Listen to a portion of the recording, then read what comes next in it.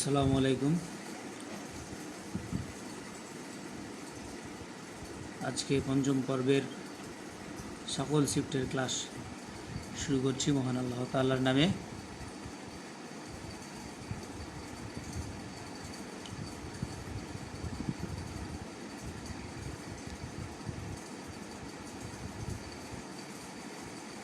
দেখো, প্রতিদিনের ক্লাসের ধারাবাহিকতায় আজকে আমরা অ্যাকাউন্টিং থিওরি অ্যান্ড প্র্যাকটিসের সপ্তম এবং অষ্টম পর্ব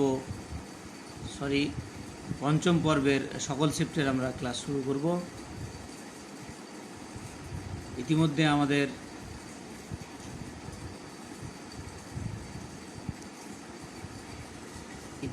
আমাদের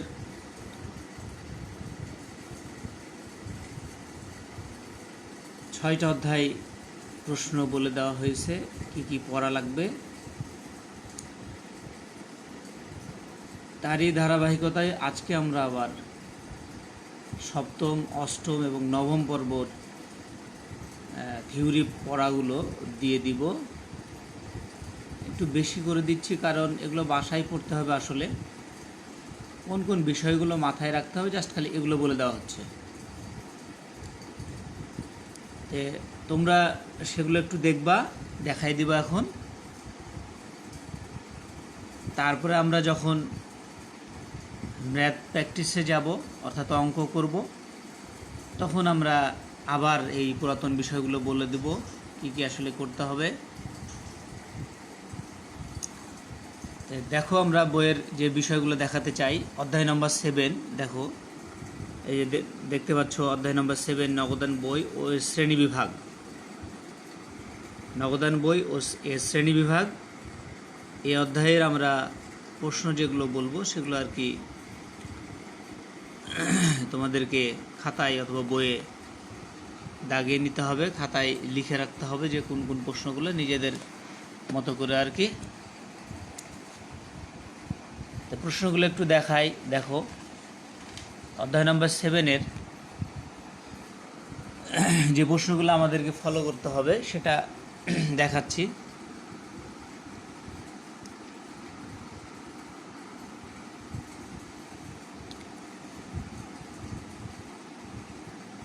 দেখো সবাই তোমরা, যে নগদান বই কি, এই প্রশ্নটা দেখো 3 নম্বর। নগদান বই কি? আমার কাছে এটা পুরাতন বই, তোমাদের যাদের নতুন বইয়ে হয়তো কোথাও থাকতে পারে। আমি প্রশ্ন বলে দিচ্ছি এবং সেটা দেখে তোমরা দাগাই নিও। আমার এখানে 3 নম্বরে আছে নগদান বই কি। তারপরে দেখো বাট্টা কি, খুবই ভালো প্রশ্ন, এগুলো পরীক্ষায় আসে। নগদান বই কি, বাট্টা কি, সবাই দেখতে পাচ্ছ। তারপরে দেখো 5 নম্বর, নগদ বাট্টা কাকে বলে। নগদ বাট্টা কাকে বলে একটু দেখে নাও। তারপরে দেখো 7 নম্বর, খুচরা নগদান বই কি। এই প্রশ্নগুলো পরীক্ষায় আসে প্রায়। দেখো খুচরা নগদান বই কি, দেখতে পাচ্ছ আশা করি সবাই। এরপরে দেখো 8 নম্বর, কন্ট্রা এন্ট্রি কাকে বলে। প্রশ্নগুলো পড়তে হবে, হ্যাঁ, বাসায় এগুলো না পড়লে যখন অঙ্ক করতে যাব তখন সব এই কথাগুলো আসবে। যেমন নগদান বই কি, এই নগদান অধ্যায় থেকে একটা অঙ্ক থাকে 10 মার্ক। এই 7 নম্বর অধ্যায় থেকে একটা অঙ্ক থাকে, যেটা তোমরা ব্যবহারিক 7 নম্বর ব্যবহারিকে দেখতে পাবা। এই কন্ট্রা এন্ট্রি তার মধ্যে একটা বিষয়, মানে ওখানে যে কথাগুলো বলা হলো, বাট্টা কি, নগদান বাট্টা কাকে বলে, খুচরা নগদান বই কি, কন্ট্রা এন্ট্রি কি, হ্যাঁ, এই বিষয়গুলো ওখানে আমরা ওই অঙ্কের মধ্যে পাবো। তাহলে তোমাদের অধ্যায় নম্বর 7-এ ব্যবহারিক 7 থেকে একটা অঙ্ক থাকে নগদানের উপরে, নগদান এই দেনা পাওনার উপরে। যে অঙ্কের মার্কস হলো 10। তাহলে অতি সংক্ষিপ্ত প্রশ্নগুলো তোমরা দেখে নিলা যে কি কি এখানে দাগালাম। তারপরে আমরা আর একটু আগাই। দেখো আর একটা গুরুত্বপূর্ণ প্রশ্ন আছে। দেখো এটা হলো কারবারি বাট্টা কাকে বলে। কারবারি বাট্টা কাকে বলে, খুবই ভালো প্রশ্ন। আমরা একটু পরে বুঝিয়ে দেওয়ার চেষ্টা করছি। তারপরে দেখো ব্যাংক চার্জ কি, খুবই ভালো প্রশ্ন। ব্যাংক চার্জ কি, এই প্রশ্নটা ব্যাংক চার্জ কি, এই প্রশ্নটা পরীক্ষায় আসেই, 1 মার্কসের মধ্যে আসে। আবার এই যে বললাম যে এই অধ্যায় থেকে 10 মার্কের একটা অঙ্ক থাকে, এই অঙ্কটা মধ্যে এই প্রশ্নটা থাকে। আসলে ম্যাথ, অ্যাকাউন্টিংয়ের ম্যাথ কেমন হয়, হ্যাঁ, এবং প্রশ্নগুলো আসলে পড়ে বুঝছি না, এগুলো ম্যাথের সাথে থিওরির একটা সম্পর্ক আছে। যখন আমরা ম্যাথগুলো করব তখন আমরা সেই থিওরিগুলো একটু একটু আলোচনা করে দিব, বুঝে যাবা। কিন্তু তার আগে এখন তোমাদেরকে এই থিওরিগুলো একটু যতটুকু বোঝো ওর ভিত্তিতে একটু মুখস্থ রাখতে হবে, যে আসলে কারবারি বাট্টা কি, ব্যাংক চার্জ কি, একটু মনে রাখতে হবে। যখন আমরা অঙ্ক করব তখন ইনশাল্লাহ বুঝে যাব। তারপরে দেখো সংক্ষিপ্ত প্রশ্ন একটু দেখো। সংক্ষিপ্ত প্রশ্ন আমাদের আছে, দেখো এই প্রশ্নটা প্রায় আসে 2 নম্বর, সংক্ষিপ্ত প্রশ্ন 2 নম্বর। 2 নম্বর প্রশ্ন দেখো, নগদান বই সর্বদাই ডেবিট ব্যালেন্স প্রকাশ করে, ব্যাখ্যা করো। খুবই ভালো প্রশ্ন, 2 মার্কসের এই প্রশ্নটা। নগদান বই সর্ব অবস্থায় ডেবিট ব্যালেন্স প্রকাশ করে কেন, এটা ব্যাখ্যা করো। হ্যাঁ, এই একটা প্রশ্ন থাকে এখান থেকে, এটা ভালো প্রশ্ন। আর একটা প্রশ্ন আছে এখানে দেখো, রচনামূলকের মধ্যে দেওয়া আছে যে নগদান বই জাবেদা ও খতিয়ান উভয় ব্যাখ্যা করো। নগদান বই জাবেদা এবং খতিয়ান উভয় ব্যাখ্যা করো, 3 নম্বর। আশা করি সবাই দেখতে পাচ্ছ তোমরা। দেখো নগদান বই জাবেদা ও খতিয়ান উভয় ব্যাখ্যা করো। প্রশ্নটা খুবই ভালো প্রশ্ন, পরীক্ষায় প্রায় চলে আসে, 2 মার্কস নিশ্চিত হয়ে যায়। আচ্ছা, বাকি যে প্রশ্নগুলো তোমরা দেখতে পাচ্ছ, এত প্রশ্ন আমাদের পড়ার দরকার নাই, কারণ 2-1টা প্রশ্ন পড়লে ওদিকে যে সংক্ষিপ্ত প্রশ্ন দেওয়া হয়েছে এখান থেকেই আমাদের ইনশাল্লাহ হয়ে যাবে। এখানে এবার আমরা 8 নম্বরে যাই। প্রশ্নগুলো দিয়ে দেওয়ার পরে আমরা একটু আলোচনায় যাব। এবার 8 নম্বর অধ্যায়টা একটু দেখো। 8 নম্বর অধ্যায় আমাদের দেখো এখানে অধ্যায় নম্বর 8 দেখো, বলছে রেওমিল ট্রায়াল ব্যালেন্স। রেওমিল, তোমাদের কাছে এই নামগুলো একেবারে নতুন, তো এটা নিয়ে ভেবো না। তোমরা এখন আপাতত খালি রেওমিল ট্রায়াল ব্যালেন্স এটা মাথায় রাখো, যে হিসাব বিজ্ঞানের অষ্টম নম্বর অধ্যায়, এটা রেওমিল বা ট্রায়াল ব্যালেন্স বলে একটা অধ্যায় আছে। রেওমিল কি, ট্রায়াল ব্যালেন্স কি, এগুলো আমরা অঙ্ক করলেই বুঝে যাব। অঙ্কের মধ্যে এগুলো আছে। এই অধ্যায় থেকে অঙ্ক আসে না, তবে অঙ্কটা কি ধরনের হয় এটা দেখায় দেওয়া যাবে যখন আমরা অঙ্ক করব। তবে এখন আমাদেরকে জাস্ট খালি জানতে হবে যে রেওমিলটা আসলে কি। রেওমিলটা আসলে কি, রেওমিলের ইংলিশ নাম হলো ট্রায়াল ব্যালেন্স।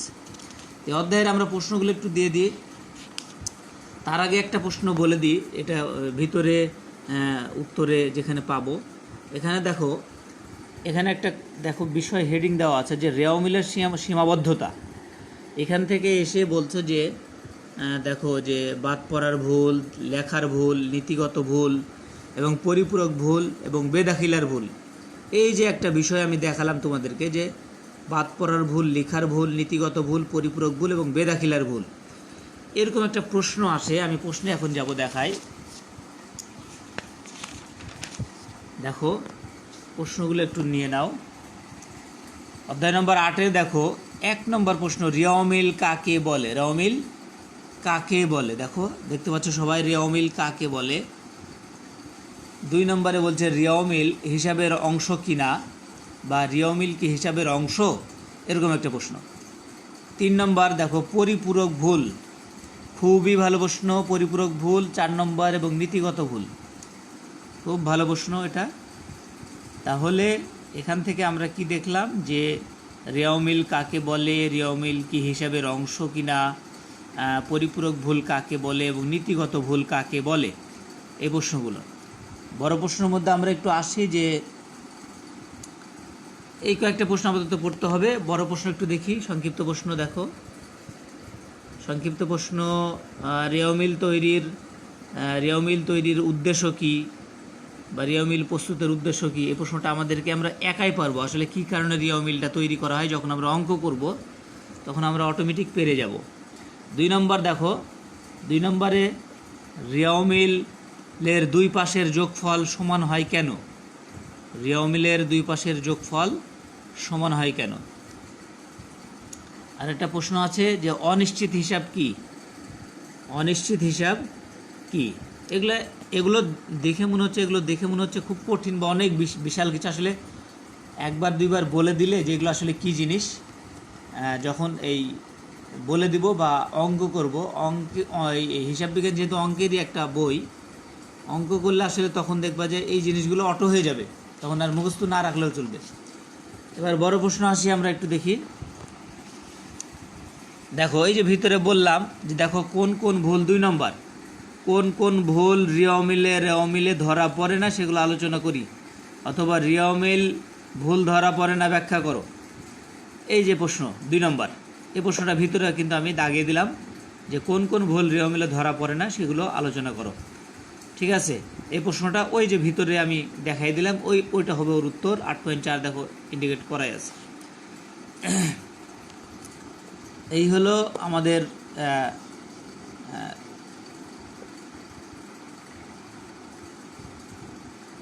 8 নম্বর অধ্যায়ের বিশেষ প্রশ্নগুলা। এবার আসি আমরা 9 নম্বর অধ্যায়ে। যেহেতু আমাদের সময় আসলে অঙ্ক প্র্যাকটিস করতে হবে, থিওরি তাড়াতাড়ি শেষ করতে হবে। হ্যাঁ, থিওরিগুলো তাড়াতাড়ি শেষ করে আমাদেরকে অঙ্কে যাওয়া লাগবে, যার কারণে আমি থিওরিগুলো একটু দিয়ে দিচ্ছি। বাসায় যেহেতু করবা, বাসায় কাজ, দীর্ঘ সময়ও পাবা।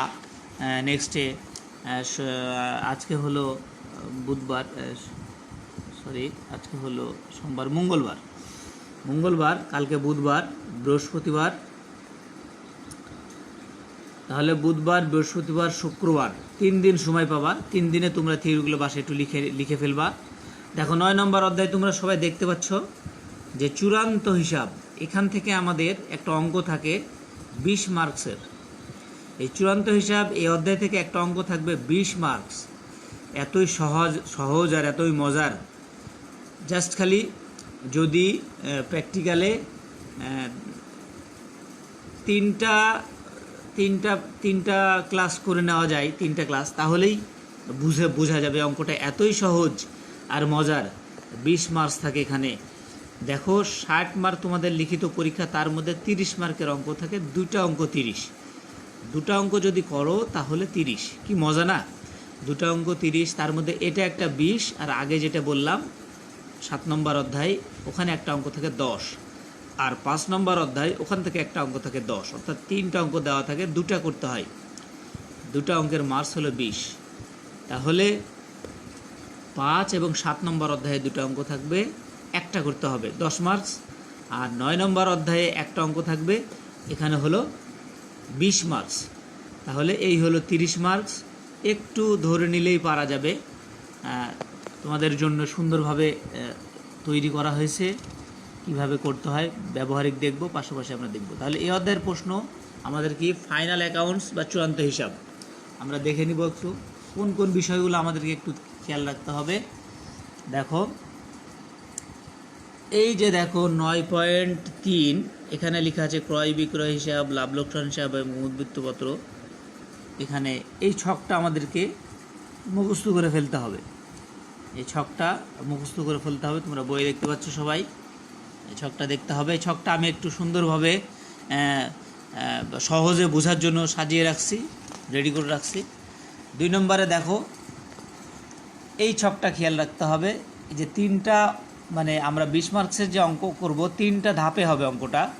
তার প্রথম ধাপ আগে দেখালাম, আর এই যে দ্বিতীয় ধাপ, এই যে দেখো লাভ লোকসান হিসাব। একটা হলো ক্রয় বিক্রয় হিসাব, আর একটা হলো লাভ লোকসান হিসাব। এই লাভ লোকসান হিসাব করতে গেলে আমাদেরকে ছকটা কিভাবে ছক হয়, এরকম সেম একটা ছক করতে হয়। আর এই ছকের মধ্যে কোন কোন বিষয়গুলো দেখাতে হয় সেগুলো, এই বিষয় তোমরা একটু মুখস্থ করে ফেলতে হবে। আর এই ছকের এই বিষয়গুলো কোথায় থাকে, এগুলো প্রশ্নের মধ্যে দেওয়া থাকে। এবার আসো 3 নম্বর পার্ট। 3 নম্বর পার্টে দেখো এটা হচ্ছে উদ্বৃত্তপত্র, ব্যালেন্স শিট এটাকে বলা হয়।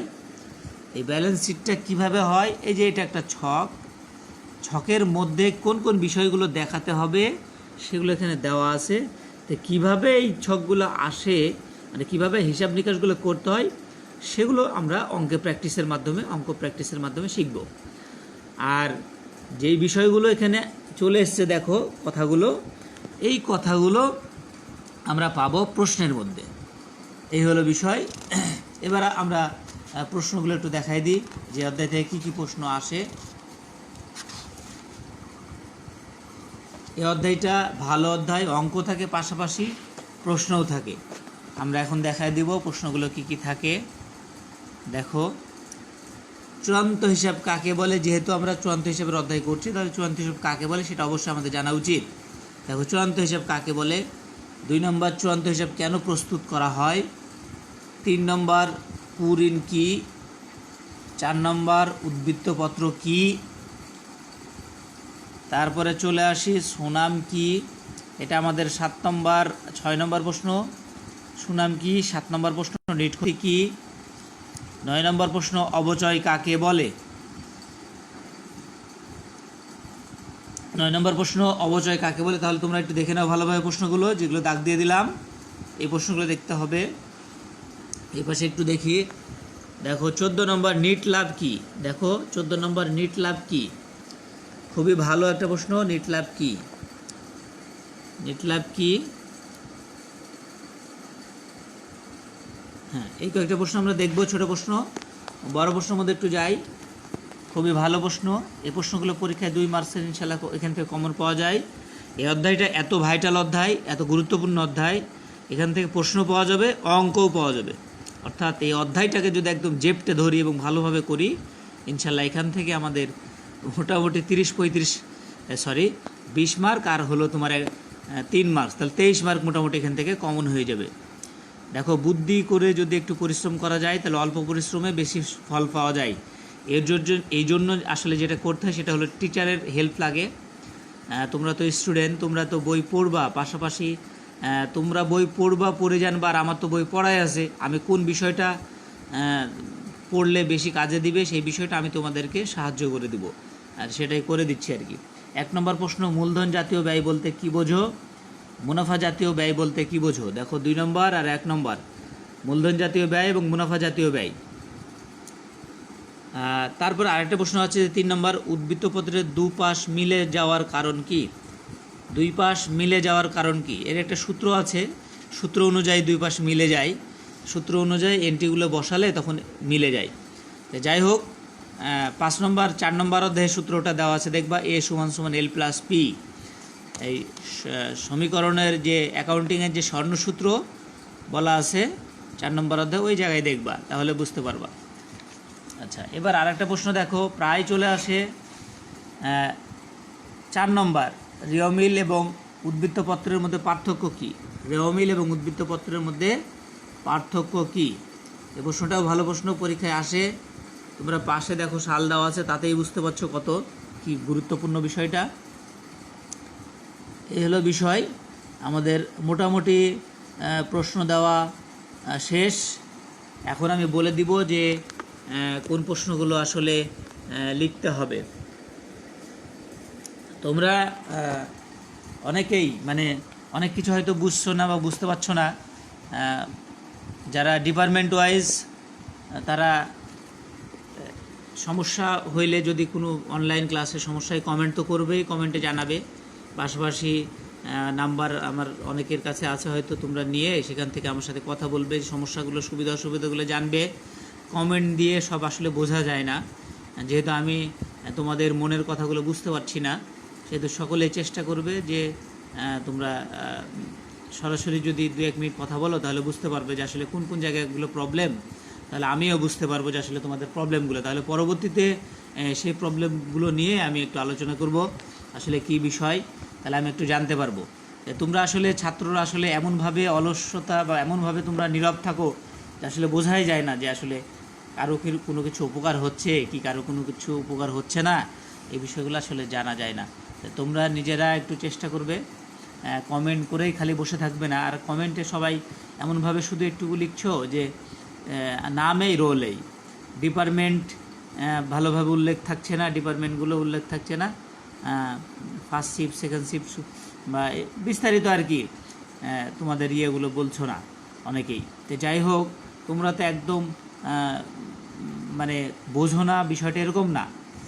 টিচারের সাথে সবসময় যদি তোমরা কোঅপারেট করো তাহলে তোমাদেরও ভালো, টিচারেরও ভালো। টিচারের ভালো এইটুকু যে তোমরা আসলে জিনিসটা ভালোভাবে বুঝলে কিনা, তোমাদের উপকার হলো কিনা, এই বিষয়টা টিচারের স্যাটিসফাইড। আর তোমাদের যে অসুবিধাগুলো তোমরা কার কাছে যাবা? তোমরা তো শিক্ষকের কাছেই যাবা। তোমাদের সুবিধাগুলো শিক্ষকের সাথে শেয়ার অবশ্যই করবা। তো নেক্সট ক্লাসে আর 2টা অধ্যায় আছে, 3টা অধ্যায় আছে।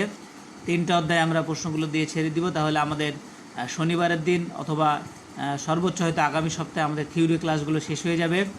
তারপরে আমরা ম্যাথ প্র্যাকটিসে চলে যাব। ম্যাথ প্র্যাকটিস করতে গেলেই তখন আমরা বোর্ডে বা স্লাইড তৈরি করে দেখাবো অঙ্কগুলো কিভাবে করতে হয়। তার আগে আমাদের থিওরির বেসটা থাকা উচিত। থিওরির বেসটা তৈরি হয়ে যাওয়ার জন্যই আমরা আর কি এই কাজটা করি। প্রশ্ন আমরা যেগুলো দিলাম বাসার কাজ হিসেবে অতি সংক্ষিপ্ত যে প্রশ্নগুলো থাকলো, যেহেতু আমরা 3 দিন সময় পাচ্ছি, অতি সংক্ষিপ্ত প্রশ্নগুলো অবশ্যই লিখে ফেলবো। যেহেতু আমরা 3 দিন সময় পাচ্ছি, 3 দিনে আমরা অতি সংক্ষিপ্ত প্রশ্নগুলো সবাই লিখে ফেলবো। আর সংক্ষিপ্ত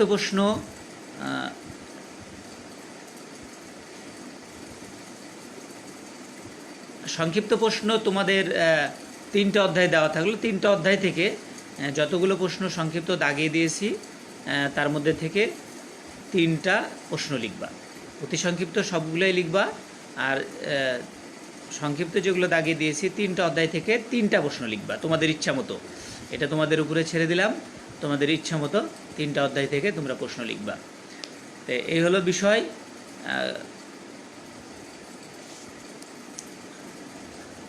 আমি আরেকটু বিষয় তারপর তোমাদেরকে একটু হেল্প করে দিই। 5 নম্বর 4 নম্বর অধ্যায়ে অঙ্ক করার জন্য যেটা করতে হবে, 4 নম্বর অধ্যায়ে একটা জায়গা দিয়েছিলাম, একটা সূত্র দেখতে বলেছিলাম 4 নম্বর অধ্যায়ে। এটা মুখস্থ করেছো কি না একটু থামো সবাই।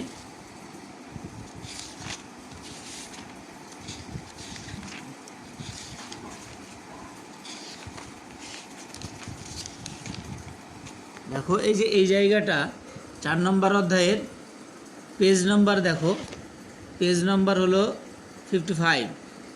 এই যে জায়গাটা মুখস্থ করতে বলেছিলাম যে সম্পদ খরচ বৃদ্ধি পেলে ডেবিট, সম্পদ খরচ হ্রাস পেলে ক্রেডিট, দায়ের মূলধন বৃদ্ধি পেলে ডেবিট, ক্রেডিট হ্রাস পেলে ডেবিট। এই যে জায়গাটা মুখস্থ করতে বলেছিলাম। আমি তোমাদেরকে বাসায় একটু অঙ্ক চেহারাগুলো দেখাই যে কিভাবে আসলে বাসায় প্র্যাকটিস করবে।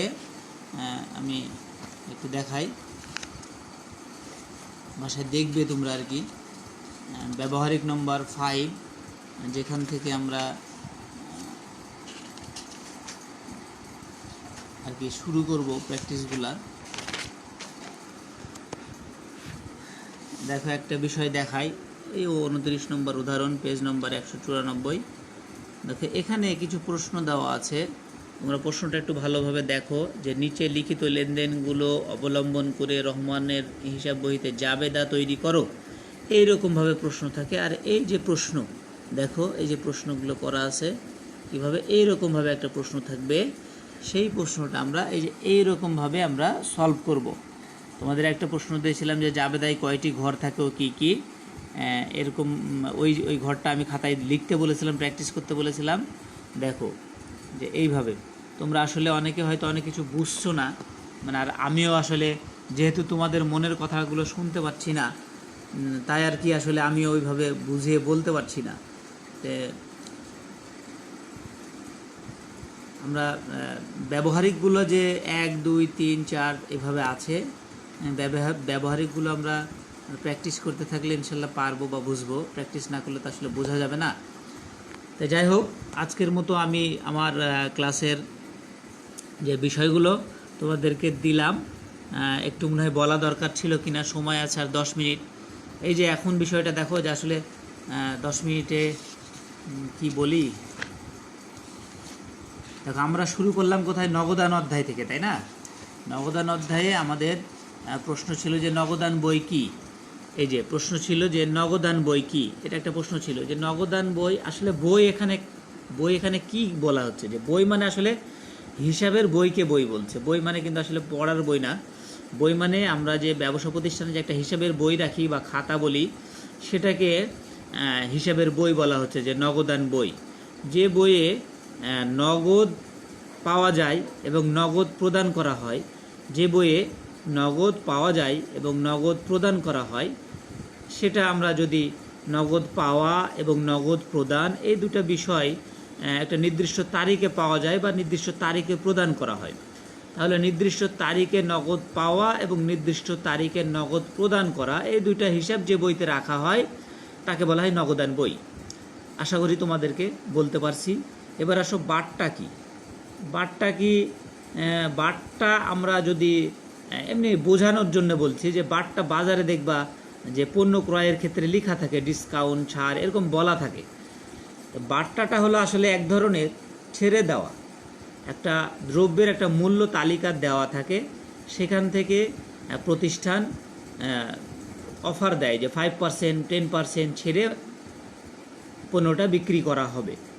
তাহলে বিক্রয় মূল্য থেকে, মানে একটা যে নির্দিষ্ট মূল্য থাকে, সেই মূল্য থেকে কিছু পরিমাণ অর্থ ছেড়ে দেওয়া, এই ছেড়ে দেওয়াকে বলা হয় বাট্টা। তাহলে বাট্টা আমরা এক বাক্যে বলতে পারি, কোনো পণ্যের পূর্ব মূল্য থেকে কিছু পরিমাণ মূল্য ছেড়ে দেওয়াটা, এটা হলো বাট্টা। আমরা সহজভাবে এটা বলতে পারি। এবার আসো নগদ বাট্টা। এখানে নগদ বাট্টা আর কারবারি বাট্টা বলে দুটো প্রশ্ন আছে, খুবই ভালো প্রশ্ন। এখন নগদ বাট্টাটা হলো এই রকম, যে বাট্টা মানে তো ছাড় বুঝলা, কিন্তু নগদ বাট্টাটা হলো এরকম যে আমি একটা পণ্য ক্রয় করলাম, পণ্য ক্রয় করার পরে ধরো বাকিতে নিয়ে আসলাম, 10,000 টাকার একটা পণ্য ক্রয় করলাম, সেই পণ্যটা বাকিতে নিয়ে এসেছি। নিয়ে আসার পরে আমি যখন ওই 10,000 টাকা মূল্য পরিশোধ করতে যাব, তখন দেখা গেল যে আমি বললাম যে মালিককে যে আমি 50 টাকা দিব না বা 100 টাকা দিব না, অর্থাৎ 9,900 টাকা আমি প্রদান করলাম। তাহলে ওই যে 100 টাকা ছেড়ে দিল বা ছাড় পাওয়া গেল, এইটা হলো যে পেল তার কাছে হলো নগদ বাট্টা এটা, কিন্তু যে পেল তার কাছে প্রাপ্ত বাট্টা, আর যে প্রদান করলো তার কাছে প্রদত্ত বাট্টা। আর প্রথম হলো যে এই যে মূল টাকার থেকে ছেড়ে দেওয়া, এটা হলো নগদ বাট্টা। আর কারবারি বাট্টা হলো যে কারবারে একটা পণ্যের দাম 1,000 টাকা, কিন্তু বাট্টা দেওয়া হলো 200 টাকা, তাহলে ওইটার মূল্য কত দাঁড়ালো? 800 টাকা। তাহলে এটা হলো কারবারি বাট্টা, কিন্তু এই বাট্টাটা নগদ বাট্টা হিসেবে দেখানো হয় না, কারণ একটা ক্রেতা যখন ওই পণ্যটা 200 টাকা ছাড়ে কিনে, তখন ক্রেতার নিকট ওই পণ্যটা 800 টাকায় দাম হয়, দাম হয়। এই জন্য এটা নগদ বাট্টা হিসেবে দেখানো হয় না, এটা কারবারি বাট্টা। কারবার কথাটার মানে হলো ব্যবসা, অর্থাৎ ব্যবসায় যে বাট্টা দেওয়া হয় সেটা হলো কারবারি বাট্টা, আমরা সহজভাবে বলতে পারি। এই হলো বিষয়, এলো কারবারি বাট্টাটা গেল। এবার আসো আমাদের ব্যাংক চার্জ কি। এই যে একটা প্রশ্ন দেখো, ব্যাংক চার্জ কি? ব্যাংক চার্জ মানে ব্যাংকে যে আমাদের হিসাব থাকে, একটা ব্যাংকে অ্যাকাউন্ট থাকে, সেই অ্যাকাউন্টের এগেনস্টে ব্যাংক চার্জ করে। চার্জ মানে ধরো তোমার খরচ, তোমার এক ধরনের খরচ। ব্যাংকে যে তোমার হিসাব থাকে, টাকা পয়সা তাদের আন্ডারে থাকে, তাদের দায়িত্বে থাকে, যে কোনো বিষয়ে তারা তোমার ওই অ্যাকাউন্টের এগেনস্টে কিছু চার্জ কাটে। বাৎসরিক ভিত্তিতে একটা নির্দিষ্ট সময় শেষে তারা চার্জ কাটে। এই চার্জটা হলো ব্যাংকের এক ধরনের খরচ, তোমার এক ধরনের খরচ, যার অ্যাকাউন্ট তার এক ধরনের খরচ। এটা ব্যাংকের আয়, কিন্তু গ্রাহকের ব্যয়। এই জন্য ব্যাংক চার্জ বলা হয়। এই ব্যাংক চার্জটা ডেবিট হিসাব প্রকাশ করে, ব্যাংক চার্জটা নগদান বইয়ে ডেবিট হিসাব প্রকাশ করে। তাহলে এই হলো ব্যাংক চার্জ। ব্যাংক চার্জটা কি আমরা সহজভাবে বলতে পারি, ব্যাংক চার্জ এক ধরনের খরচ। ব্যাংকের যে হিসাবের এগনেস্টে যে চার্জ কাটা হয়, যে খরচ কাটা হয়, তাকে বলা হয় ব্যাংক চার্জ। এই হলো আমাদের 7 নম্বর অধ্যায়ের কিছু বিষয় আমরা দেখালাম। আর রেওয়া মিল, এবার আমরা 8 নম্বর অধ্যায়ে দেখি রেওয়া মিল কি। রেওয়া মিলটা হলো যে জাবেদা করা হয়, জাবেদায় দুটো পক্ষ বের হয়, একটা ডেবিট পক্ষ, একটা ক্রেডিট পক্ষ। ওই দুটো পক্ষ খতিয়ানে নিয়ে যাওয়া হয়। খতিয়ান আমরা এমনি মুখে বলছি, এগুলো অঙ্কের মাধ্যমে দেখাতে হয়। তো একটা লেনদেন থেকে জাবেদা তৈরি করতে হয়। জাবেদাতে দুইটা পক্ষ থাকে, একটা পক্ষ ডেবিট আর একটা পক্ষ ক্রেডিট। এখান থেকে ডেবিট এবং ক্রেডিট পক্ষ দুটাকেই আলাদা হিসাবে দেখানো হয়। এখানে আবার খতিয়ানে একটা ব্যালেন্স থাকে, একটা ডেবিট উদ্বৃত্ত থাকে, একটা ক্রেডিট উদ্বৃত্ত থাকে। সেগুলোকে আবার নিয়ে যে রিও মিলে পোস্টিং করা হয়। অর্থাৎ জাবেদা থেকে খতিয়ান, খতিয়ান থেকে যে বিষয়গুলো আলাদাভাবে আবার পোস্টিং করা হয় তাকে বলা হয় রিও মিল। এখানে দেখো বলা আছে যে খতিয়ানভুক্ত হিসাবগুলোর গাণিতিক নির্ভুলতা যাচাই করার উদ্দেশ্যে কোনো একটি নির্দিষ্ট তারিখে খতিয়ানের সকল হিসাবের ডেবিট ও ক্রেডিট উদ্বৃত্তগুলোর মাধ্যমে যে তালিকা প্রস্তুত করা হয় তাকে বলা হয় রিও মিল। সহজভাবে আমরা ওই যে বললাম যে যখন অঙ্ক করব তখন বুঝে যাব। প্রথমে লেনদেন থেকে জাবেদা, জাবেদা থেকে খতিয়ান, খতিয়ান থেকে যে বিষয়গুলো নিয়ে একটা বিবরণী তৈরি করা হয়, উক্ত বিবরণীকে বলা হয় রিও মিল। আমরা সহজভাবে বলতে পারি রিও মিল হিসাবের কোনো অংশ না। রিও মিল কি হিসাবের অংশ? না, রিও মিল কোনো হিসাবের অংশ না। পরিপূরক ভুল, পরিপূরক ভুল কাকে বলে? পরিপূরক ভুল হলো একটি ভুল যখন হয়, একটি ভুলকে আরেকটি ভুল দ্বারা সংশোধন করা হয়। এটা কিভাবে? এটা প্র্যাকটিক্যালে দেখাতে হবে। তোমাদেরকে আগে মনে রাখতে হবে যে পরিপূরক ভুল কি, যে একটি ভুল দ্বারা আরেকটি ভুলকে সংশোধন করা হলে তাহলে সেটাকে বলা হয় পরিপূরক ভুল। যে ভুলকে আরেকটি ভুল দ্বারা সংশোধন করা হয় তাকে বলা হয় পরিপূরক ভুল। কি বললাম? যে ভুলকে আরেকটি ভুল দ্বারা সংশোধন করে তাকে বলা হয় পরিপূরক ভুল। এবার আসো নীতিগত ভুল। খুবই ভালো দুটো প্রশ্ন। নীতিগত ভুল, নিয়মের বাইরে যে ভুলটা হয়, অর্থাৎ হিসাব বিজ্ঞানের জ্ঞান নেই, হিসাব বিজ্ঞানের জ্ঞানের অভাবে যে ভুলটা হয় সেটাকে বলা হয় নীতিগত ভুল। আমরা সহজভাবে বলবো, হিসাব বিজ্ঞানের যে জ্ঞান দরকার হয়, আমাদের নিয়ম নীতি দরকার হয়, এই ভুলের অভাবে যে ভুলটা হয় তাকে বলা হয় নীতিগত ভুল। নীতি মানে নিয়ম। এই হলো বিষয়। আর একটা বিষয় আছে অনিশ্চিত হিসাব। এটা তোমরা বুঝবা না। অনিশ্চিত হিসাব মানে যে হিসাব নিশ্চয়তা নেয়, অর্থাৎ গরমিল হিসাবও থাকে, গরমিল হিসাব বা অনিশ্চিত হিসাব। আমরা যখন রেওয়া মিল করি বা উদ্বৃত্তপত্র করব, দুই পাশ মিলতে হবে। এই অঙ্কের নিয়ম হলো দুইটা পক্ষ থাকে, দুইটা পক্ষ মিলে যেতে হবে। যদি না মিলে, সব কিছু ঠিকঠাক থাকার পরেও যদি না মিলে, সেক্ষেত্রে আমাদেরকে যেই পাশে টাকা কম থাকে সেই পাশে একটা গরমিল হিসাব বা অনিশ্চিত হিসাব বলে একটা হিসাব খুলে সেখানে ওই পরিমাণ টাকা দিয়ে হিসাবটা মিলাতে হয়। এটাকে বলা হয় গরমিল হিসাব। তো এটা আমি মুখে বললাম, কিন্তু এটা কিভাবে বুঝবা? এটা হলো অঙ্কেই থাকে, অঙ্কে দেখাতে হয়। এই হলো বিষয়। আমরা আর দীর্ঘ যাব না, মানে অনেক ক্লাসের যেহেতু থিওরি ক্লাস করছি আমরা এই ছকগুলো একটু দেখে নিব। চূড়ান্ত হিসাব 9 নম্বর অধ্যায়ের এই ছকগুলো একটু ভালোভাবে দেখব। দেখে ইনশাল্লাহ আমরা আমাদের ক্লাস এখানে আর কি শেষ করতে চাচ্ছি। সবাই ভালো থাকো। যে যতটুকু যা বুঝলা না, বাসার কাজগুলো করতে থাকো, ইনশাল্লাহ বুঝে যাবো আস্তে আস্তে। যখন আমরা ম্যাথ প্র্যাকটিস করব তখন ঠিকই ইনশাল্লাহ বুঝে যাব। তো তোমরা সবাই ভালো থাকো, সকলের সুস্বাস্থ্য কামনায় এখানে আজকের ক্লাস শেষ করলাম। আর তারপরেও যার কাছে আমার নাম্বার আছে, যাদের যেই সমস্যা আমার সাথে শেয়ার করবে, ফোনে কল দিবে, দিয়ে আমার সাথে তোমাদের বিষয়গুলো আমাকে জানাবে। আমি ইনশাল্লাহ ফোনে সলভ করে দিব, বুঝিয়ে দিব। ঠিক আছে, সকলেই ভালো থাকো। আসসালামু আলাইকুম।